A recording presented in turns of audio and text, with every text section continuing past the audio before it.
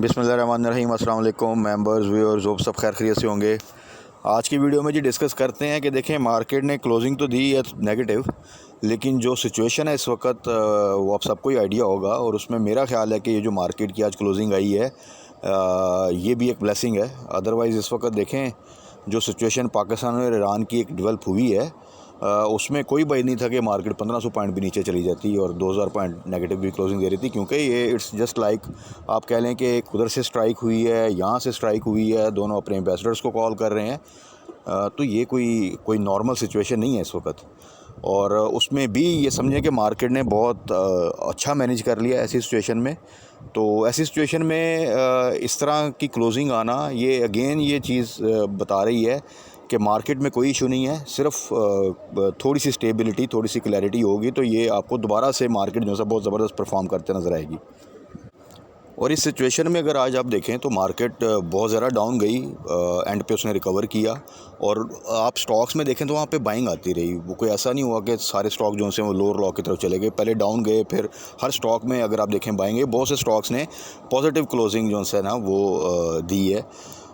तो अल्टीमेटि मार्केट में और ख़ास तौर पे PSX में पाकिस्तान का आपको पता ही कभी भी ऐसा पॉसिबल नहीं है कि एक आपको पूरा साल 2 साल इतने स्टेबिलिटी के मिलेंगे, किसी किस्म की कोई पॉलिटिकल नॉइज़ ना हो, किसी किस्म का कोई इकोनॉमिक इशू ना हो। इंटरनेशनली भी कोई प्रॉब्लम होता है, रीजन का कोई प्रॉब्लम होता है तो हम लोग इन्वॉल्व होते हैं। डेफिनेटली एक ऐसी जगह पे, एक ऐसे रीजन में हैं हम जहाँ पे कुछ ना कुछ सिलसिला जो है चलता रहता है। कभी वो अफ़गानिस्तान का मामला हो तब भी हम डेफिनेटली इन्वॉल्व होंगे। इंडिया हमारा नेबर है, उसके साथ जो इश्यूज़ हैं वो तो हैं ही हैं, वो तो चलने ही हैं। और ईरान के साथ भी अब देखें कुछ ना कुछ प्रॉब्लम जो है वो हो जाती है, तो ये चीज़ें चलती रहनी हैं। अल्टीमेटली देखना ये होता है कि उस पूरे सिनेरियो में कौन सी चीज़ खुदा न खास्ता ज़्यादा ख़राब हो रही है या अल्टीमेटली टैकल हो रही है। उम्मीद यही, अल्लाह से दुआ भी यही है, क्योंकि सबसे बढ़ के ये कि 2 इस्लामिक कंट्रीज़ हैं, वो कोई भी हों, उनमें कोई कन्फ्लिक्ट होना वो पूरी उम्मा के लिए किसी भी लिहाज से ठीक नहीं है। इसमें एक लंबी डिबेट है कि कौन सही है कौन गलत है, क्या होना चाहिए क्या नहीं होना चाहिए, लेकिन अल्टीमेटली बीइंग मुस्लिम कंट्रीज़ ये चीज़ जो सी है वो हमारे लिए मज़ीद जो है ना वो नुकसान का बायस बनेगी। आगे पूरी दुनिया में इस वक्त मुसलमानों की जो हालत है, बावजूद इसके कि मोर दैन 50 कंट्रीज़ इस वक्त हैं, बहुत ज़्यादा वेल्थ वाइज भी अगर हम कलेक्टिवली देखें तो ठीक हैं, आप मिलिट्री वाइज भी देखें तो स्ट्रॉन्ग है, सब कुछ है, लेकिन हमारी सुनवाई कहीं पे भी कुछ नहीं है। और उस सिनेरियो में मज़ीद इस तरह के कॉन्फ्लिक्ट पैदा होना मुस्लिम कंट्रीज़ के दरमियान, वो अगेन जो है फ़र्दर हमें जो है ना वीक करता है। तो अल्लाह से दुआ यही है कि अल्लाह ताला ऐसी किसी भी सिचुएशन से हमें बचाए और चीज़ें जो है ना वो सही तरीके से इंशाअल्लाह ताला उम्मीद है कि मैनेज हो जाएंगी। चाइना ने भी ऑफ़र की है इन चीज़ों को रिज़ॉल्व करने में, और उम्मीद है कि चीज़ें बेहतर हो जाएंगी, क्योंकि उसके चाइना के अपने इंटरेस्ट हैं और चाइना के इस वक्त दोनों के साथ जो है ना वो अच्छे ताल्लुकात हैं। पाकिस्तान के साथ तो खैर पहले से ही बहुत स्ट्रॉन्ग ताल्लुकात हैं। और आपने अगर देखा हो रिसेंटली थोड़ा सा पॉलिटिकल डिस्कशन में हम ज़रा डिस्कस कर लें कि एक ऐसा इशू जो कि सऊदीया और ईरान का था, जो कि सालों से चल रहा था, दहाइयों से चल रहा था, चाइना ने उसको काफ़ी हद तक जो है वो रिज़ॉल्व करा दिया। तो उम्मीद है कि पाकिस्तान और ईरान का कोई इशू जो है वो जल्दी जो है सेटल डाउन हो जाएगा।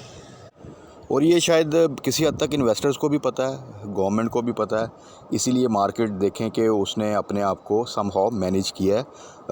अदरवाइज़ जैसा कि मैंने कहा कि इस तरह की सिचुएशन में कोई बड़ी बात नहीं थी, मार्केट अगर जो है वो 1000-1500 पॉइंट से ज़्यादा की नेगेटिव क्लोजिंग दे देती। अब देखें कल का दिन बहुत इंपॉर्टेंट है। एक तो फ्राइडे है, ये सिचुएशन है इस वक्त, और आगे 2 छुट्टियाँ हैं। तो इसमें हमारी जो स्ट्रेटजी है ना वो फ़िलहाल के लिए थोड़ी सी कॉशियस अप्रोच के साथ हमें चलना है। पैनिक में भी नहीं आना, एट द सेम टाइम अपनी चीज़ों को होल्ड करना है। कैश को सिक्योर रखें अगर कैश आपके पास है। ये तमाम डिप ये जोन से ये अपॉर्चुनिटी हैं, अगर चीज़ें आगे बेहतर होती हैं तो ये बड़ा आपको एक क्विक रिकवरी जो है ना वो इंशाल्लाह ताला मिलेगी। लेकिन उसके लिए बहुत ज़रूरी है कि आप पैनिक में एक तो लॉस बुक ना करें, दूसरा कैश अगर आप सिक्योर रखें तो उसको टाइमली जो है वो अपॉर्चुनिटी को ग्रैब करें। और आप बहुत से स्टॉक्स हैं जिनको हम डिस्कस करते रहते हैं। आपके अपने भी बहुत से स्टॉक्स होंगे जिनका आपको पता होगा कि यार ये प्राइस लेवल जो है बहुत अट्रैक्टिव हैं, ये इनकी बड़ी स्ट्रॉन्ग सपोर्ट है, यहाँ से ये हमेशा जो है बाउंस बैक ये स्टॉक करता है। तो उन चीज़ों को अगर आप ध्यान में रखेंगे, ज़हन में रखेंगे, तो यकीन करें मार्केट में आपको जो है ना वीकली भी कुछ ना कुछ गेन मिलता रहेगा और लॉन्ग टर्म में, शॉर्ट टर्म में भी आपको एक अच्छा जो है ना वो गेन मिलेगा। अल्टीमेटली एज ए इन्वेस्टर सोचेंगे तो मार्केट में पोटेंशियल है। अगर कोई चीज़ डाउन साइड पे आ जाती है, वेट करें, अल्टीमेटली वो रिकवर कर जाएगी ओवरऑल चीज़ें अगर ठीक होती हैं तो।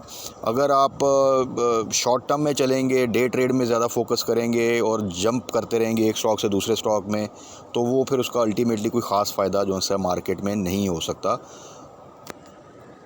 तो अगर KSE 100 इंडेक्स को आज देखें तो आज की जो क्लोजिंग तो जो आई है वो 364 पॉइंट नेगेटिव के साथ 63,202 पे आई है।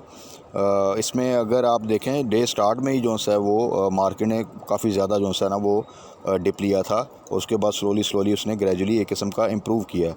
अगर आप लो देखें तो मार्केट जो है जो क्लोजिंग आई उससे फर्दर आप देख लें तकरीबन 700 पॉइंट डाउन साइड पे थी, यानी लो जो है वो 62,528 का था और क्लोजिंग जो सी है वो 63,200 की आई है। तो तकरीबन आप देख लें कि यहाँ से 600-700 पॉइंट फर्दर जो है वो डिप बनता है। यानी मार्केट ने KSE 100 इंडेक्स ने बेसिकली तकरीबन 1000 पॉइंट नेगेटिव को टच किया, लेकिन अल्टीमेटली जो क्लोजिंग दी है उस हिसाब से अगर देखा जाए तकरीबन 600 पॉइंट की तो एक रिकवरी दी ही है इंट्राडे।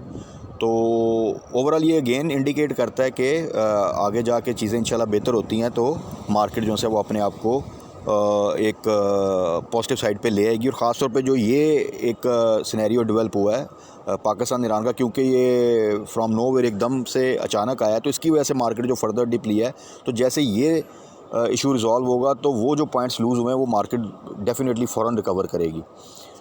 इलेक्शन का जो सिलसिला है वो तो चल रहा है और वो वो जब तक इलेक्शन प्रॉपरली जो है हो नहीं जाते तब तक आपको पता है कि मुख्तलिफ जो है वो स्टेटमेंट्स भी आती रहेंगी, मुख्तलिफ सिचुएशन भी डेवलप होती रहेंगी और it's normal in Pakistan specifically जो प्रेजेंट सिनेरियो चल रहा है।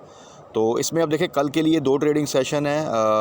न्यूज़ के ऊपर बहुत डिपेंड करता है कि क्या लेटेस्ट न्यूज़ आती हैं ईरान पाकिस्तान की जो सिचुएशन उसके हवाले से, और आगे चीज़ें जितनी बेहतर तरीके से रिजॉल्व हो जाएंगी इंशाअल्लाह तो आप फ़ौरन मार्केट में उसका असर देखेंगे। बाकी ये है कि कल के लिए चीज़ों को अपनी होल्ड करें।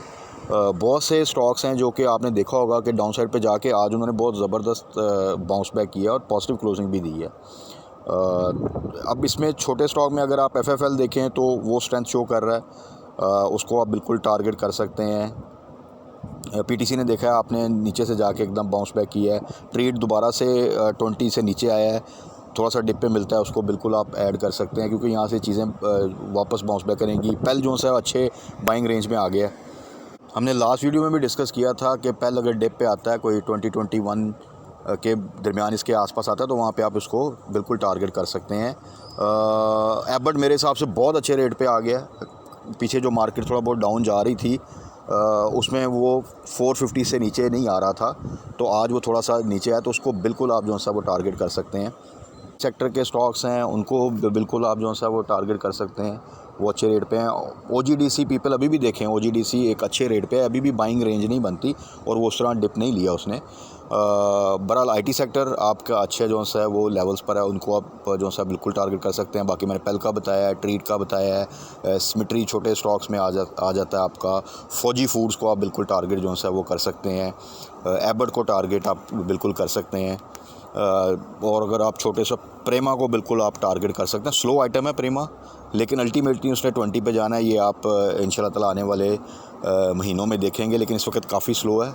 लेकिन overall it's a very good company और ये जो रेट मिल रहा है ये शायद दोबारा ना मिले अगर चीज़ें थोड़ी सी भी बेहतर हुई तो उसको आप देख सकते हैं। और जिनके पास ऑलरेडी है वो थोड़ा सा होल्ड करें, इंशाल्लाह ताला चीज़ें जो है ना वो बाउंस बैक करेंगी।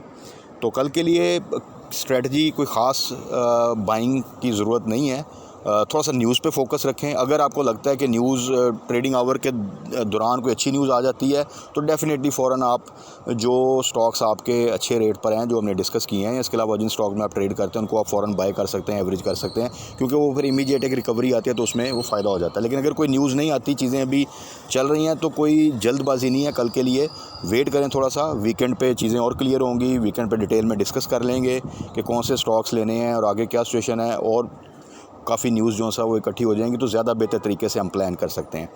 तो तब तक अपना ख्याल रखिएगा, दुआ में याद रखिएगा। Stay blessed. अल्लाह हाफ़िज़।